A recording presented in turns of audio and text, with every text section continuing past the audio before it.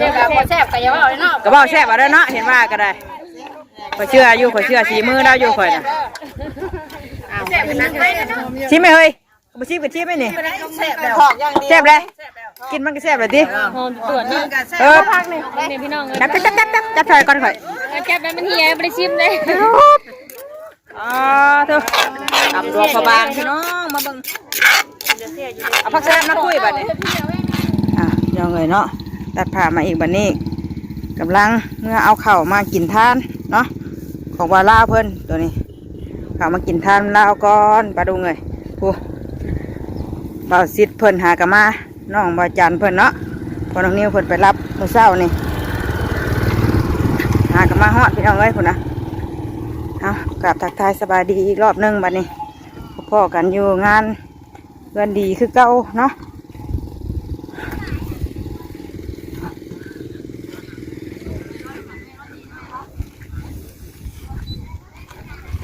มากับเมียนะบอหันกับมาฮอดเอาไปได้ป่ะถึงมาพี่มาพี่ป่ะจะหน่อยขึ้นกินท่านนะหันกับมาฮอดติ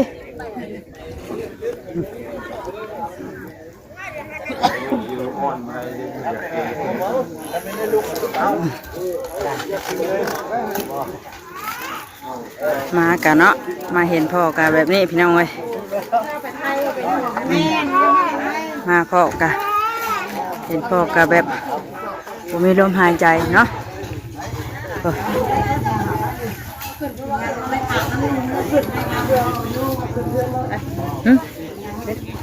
เอาขึ้นไป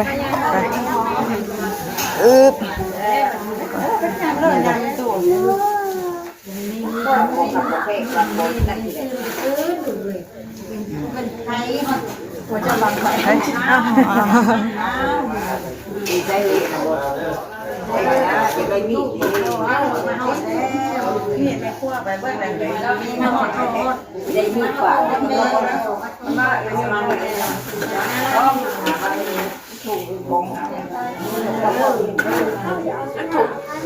เพื่อจะเห็ดต้นเห็ดต่อเนาะ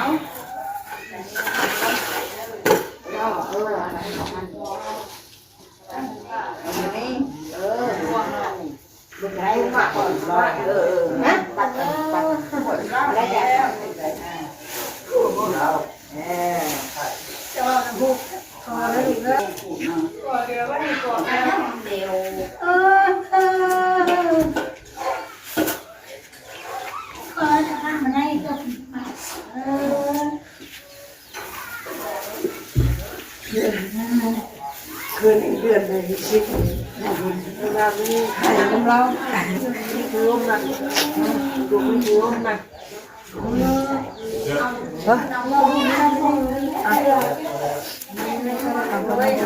จะหน่อยจะทำให้เราจะหน่อยขับท่านเราพี่น้องเนาะเรายังลูกเรายังจะได้กิน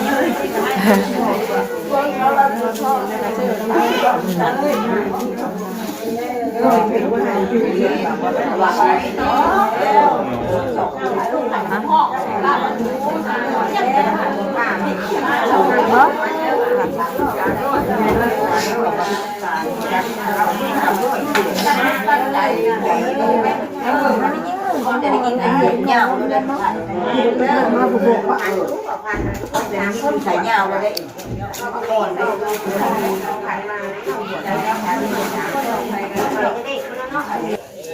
เราไว้เนาะให้ป้าไปดูกล้องกินทานเราก่อน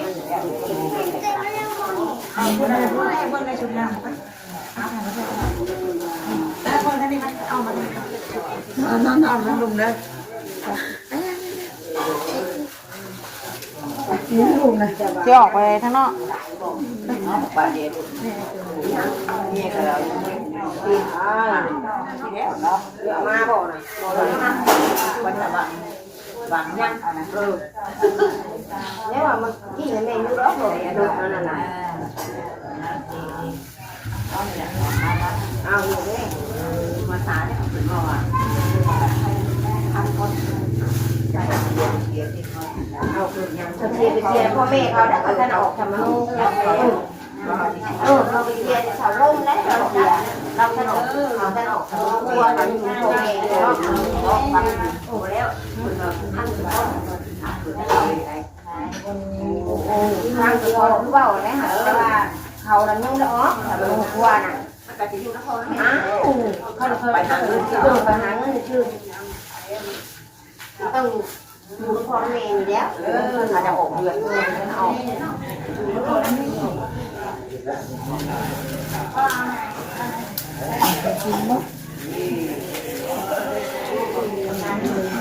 ไปซะแม่เตอร์ก็กินทานเรียบร้อยพี่น้องเนาะเอาข้าว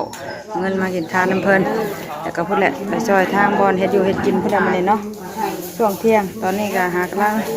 9 โมง 8 โมง 9 โมงนี่แหละเนาะคนก็กำลังเริ่มล่างมาพี่น้องเลยเนาะว่ามันเป็นอยู่นอกหมู่ไกลหมู่แน่คนก็กำลังมาแน่เริ่มหลายแล้วไม่กลัวเขากันเนาะไปเอายัง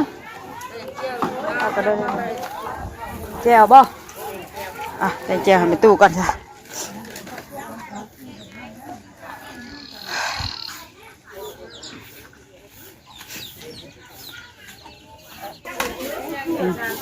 มาทำพี่น้องเลยเนาะแดดปันลาบยังตัวนี้ขวดลาบไม่ได้เนาะขวดเลยลาบใส่อันนั่นก่อนเพิ่นอ่ะใส่ผ้าเข่าก่อนไอ้คู่ได้ก็มาลูกมาทานไงเขาเอาก็ว่าออกกล้ามก็ว่าออกกล้ามเป็นว่าก่อยอะไรทอดอันแคบหมูขึ้นเลยนะอันนั้นเพิ่นจะเป็นขวดเขาอันนั้นขวดกระตอกบ่เอากำลังขวดสิ้นขวดอันนั้นไว้อยู่พี่น้องเลยเนาะแต่จะมาลาบก้อยตอนเที่ยงน้องคนโอ้เนี่ยล้างนี่เพิ่นกะกัดกระน้ำหุงหนึ่งเข่าช้อนต่ออีกมีดเท่านั้นเพิ่มหุ่นจักบอกเขาจะช่วยมันหลายอันน้ำพริกแน่น้ำพุ่นแน่เอาจะต้มกันทำหุง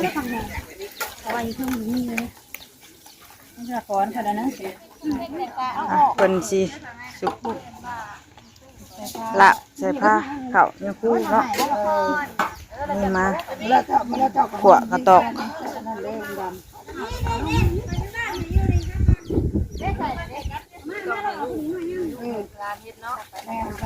ลูกหลานเฮ็ดกระเพื่อจะได้น้ำกะงามเพื่อนอ่ะถ้ามันเพื่อนได้น้ำไผ่มันจะงามขวดงามบ่นั่นก็ยังไงไม่เป็นคนมาดูมาก็ได้ยุ่มาคมบ่ได้มาหอดบ่ได้เนาะเอาว่าคิดว่าอย่างเพิ่นก็มาบ่ได้น้องเราก็มาอันนี้เราขวดได้แม่นั่นน่ะ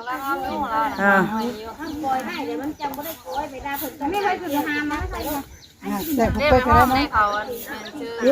ไม่แตกแล้วไปโน่นตามที่โตหากมาน่ะไปที่โตหากมาใช่พักใช่เอาไปช่วยพักใช่ปะครัวเขาก็เริ่มลายมาได้พี่น้องเลยเนาะหลายคนมาช่วยกันบัดนี้ดุแล้วก็มาฮอดได้มาบดครบบดทุกคนนะบัดนี้เนาะครบบดทุกคนเลยมากับมาพอกะตอนที่บ่มีลมหายใจพี่น้องเลยเนาะใช่ปะช่วยไปเลยว่าพักนะ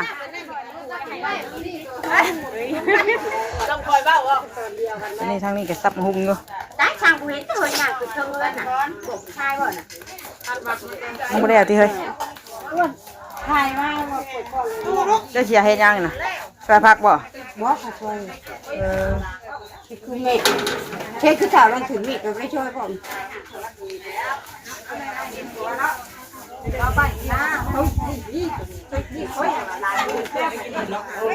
ให้รักษาดีๆบ่รักษาบ่ได้นะเฮ็ดได้บาดโอ้ยพี่น้องเอ้ยมึงแน่ให้มันกลัวงามบักฮุงให้รักษาไว้ดีๆพุ่นว่าถ้ารักษาบ่ได้ระวังบ่เด้อ2-3หมู่ระวังเลยเนาะไว้ตามซ้ำบ่กลัวใบลาบพี่น้องเนาะใบยังบ่ชุบเดี๋ยวรอ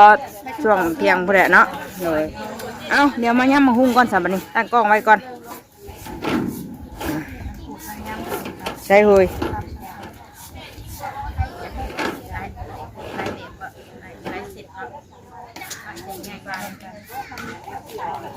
อย่าลืมนะเวลาทำงานเป็นสายก่อนใส่นมเนาะเพราะมันมีน้ำปลาขากล้องไปก่อนเอาเลยเนาะขากล้องสบู่เพิ่นมาตั้งไว้พอยำมาหุงซับมาหุงน้ำมูก่อนจะเกิดสิร่มทำจักอันป่าเลยแซ่ป่าเลยตั้งกับได้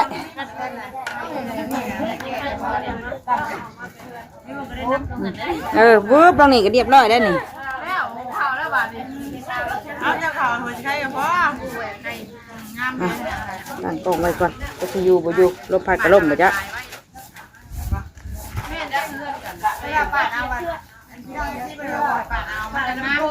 น้องเลย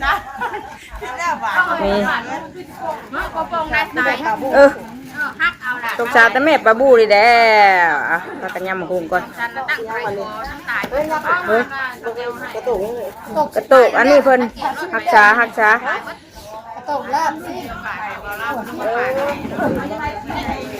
เต้นอ่ะป่ะบอกให้บ้านนั่นลูกมันนี่ทำบาดตา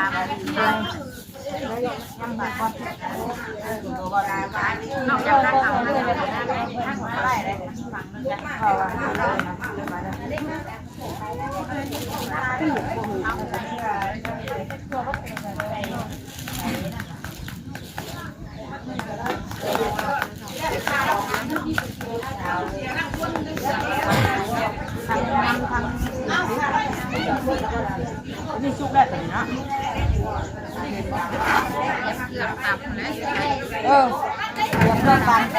มือตำกับมาเลยเด้ที่ยังวางว่านี่มาโอ้มีตับแซ่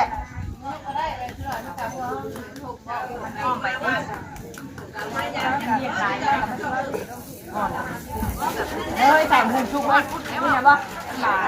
เนี่ยมีอยู่บ้านได้เลยเขาเพี้ยนอย่างนี้ใช่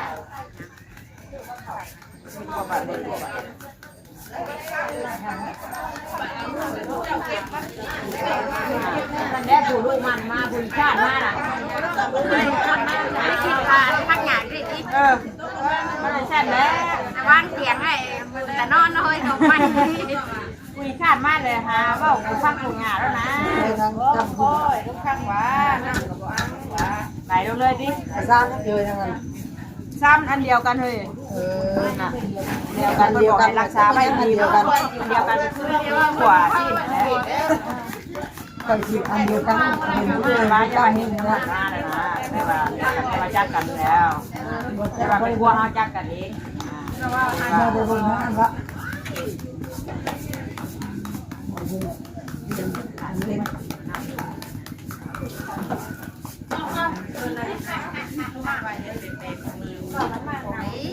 ได้เลยภูเขานี่ว่าจะนั่งที่ได้ตีมีภูเขาอย่างไร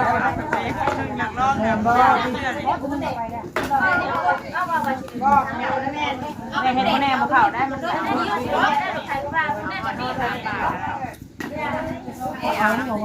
มีเดียวหน้าแม่มาแล้วเอาตัวนี้ก็ได้ตัวนี้อย่างว่าวันหางอยู่ว่าวันหางเรียบร้อยเป็นสบายตำตัวนี่ได้ไหมยามาใส่ไหมน่ะมีสวรรค์ดีๆเก็บไว้ด้วยมีสวรรค์นั้นอยู่ที่นอกกันได้กินตำรวมประมาณแล้วว่ะครั้งแรกเดียวครั้งแรกอะไอ้จมพูดเนาะคันว่าครับตอนนี้ได้แล้วอ่ะเขาเรียนว่ามาแยกกันเลยกับบ้านเลยนะได้กระซ้ำนึงทำว่าไงที่ทำว่าไงพ่อยแล้วก็ลายดอกมีลายอย่างนั้นเหมือนกันบ้างเนี่ยก็ที่เราบอกนั่นเองมันนอนกันดอกกันได้พ่อก็เป็นไปได้หรอกนะมันส่วนมากที่พ่ออยู่ บ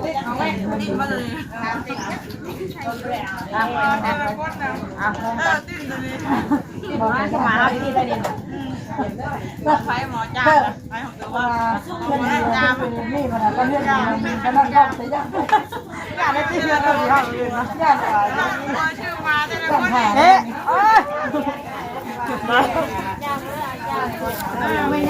มากะสิตามกล้องตามยังเลยพี่น้องเอ้ยตามกล้องอะไรอย่างเงี้ยบ่เอาขึ้นชูมาได้มันขาเดียวกล้องขาเดียวทำแล้วเรียบร้อยยาบักไงดีเนาะคุณพ่อว่าพ่อพูดกันเรียกมีสัญญาณโบราณเนาะนี่อีกเพื่อนดีอยากเดืออยู่เลยไม่เลี้ยวอีกจุงกันว่าสิเล็ดไปหาเงินไปเล็ดเลยไว้ยังแบบปฏิตามมันมาพุ่งรวงพบางคือกินพี่น้องไอ้เสร็จอันซอยบางๆนะเบิ้งเราสิตามก็ได้บ่น่ะจะว่าอยากคีบหลายคนไปจักจะว่าหลายคนอยากกินอยู่จักสิพูดต้อนว่าน่ะพูดต้อนเด้อพูดต้อนพอไงเลยเด้บ่ได้5 3 บาทนึงบ่เปิดร้อนบอกเลย เดี๋ยวรอถ่ายแล้วตามมาก่อนเอาพูดต่อให้ได้กะอันไหนมันออกบ่มูซิมพูดต้อนแม่เรือหั่นกับป้าไว้เหรอไอ้หมูชิมเดี๋ยวหั่นข้าวกินดิมันบ่ได้บ่เป็นว่าสิท่าเลยให้กินแต่น้ำดินี่เบิ้ลมะกอกมังนาวมันเล่น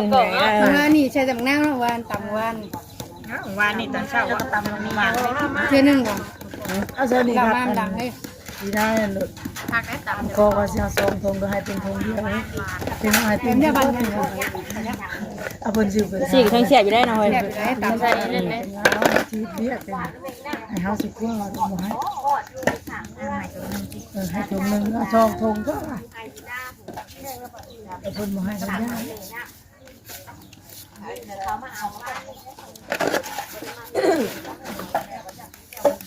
แดงหรือดำก็แดงหรือดำ นี่เป็นแม่อ่อนน่ะจักไหม มาดวงก็แดงหรือดำ นี่ตัวนี้ละนี่ว่ามันกดได้ แดงว่า จะดำได้จะสิเนาะ ไปดีจังหวะพุ่ง โอ้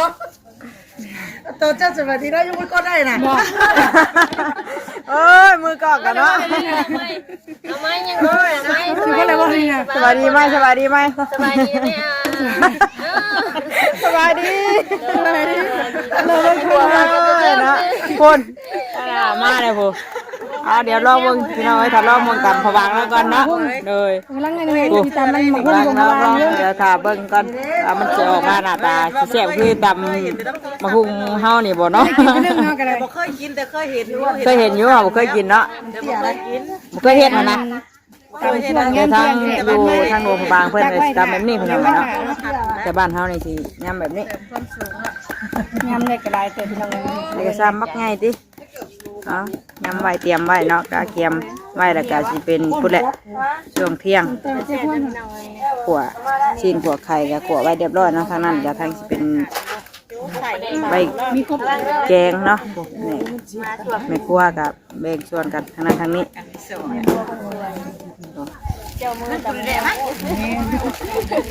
เอาฝากไว้ที่นี่เราเพื่อนเราช่วยในยุคเอาศาสตร์ไม่ มาประเดี๋ยวพี่น้องเลยซิมขนาดยังบ่ได้ทั่วได้นี่ตำยังบ่ทั่วได้นี่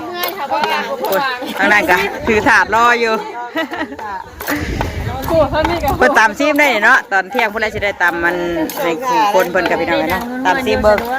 แต่ว่าตัวนี้กะพี่เด้อันนี้นะ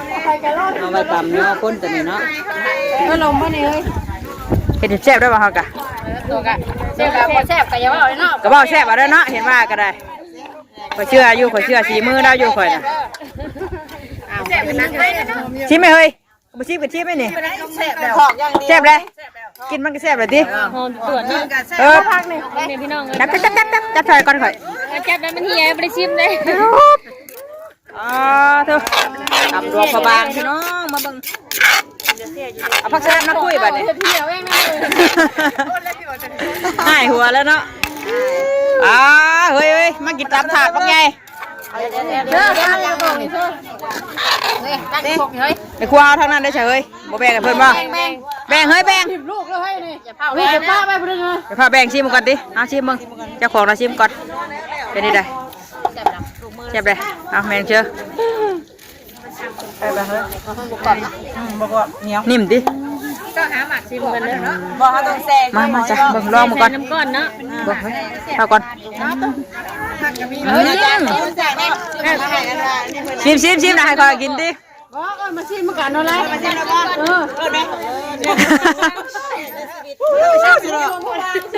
มาชิมสิเนาะ เสียดายกันนั่นบ่ก่อนอะไรเลย มันกรอบเป็นคักๆเนาะ มีผักแก้มใส่มาเล่นแค่ มาซื้อน้ำกันจักเส้น ชิม เอาเดี๋ยวชิมเร็ว มาชิมมาไม่ให้กินนะตลาดไปดิ พยังย่างกัน บ่พายากชิมมันย่างมากเลยอ่ะโอ้ยาแล้วนั่งรถอีกนะไปมาชิมนะเอามากินมานี่มูชิมได้หรอกะ มันกินมาดิ เอาได้ทางนี้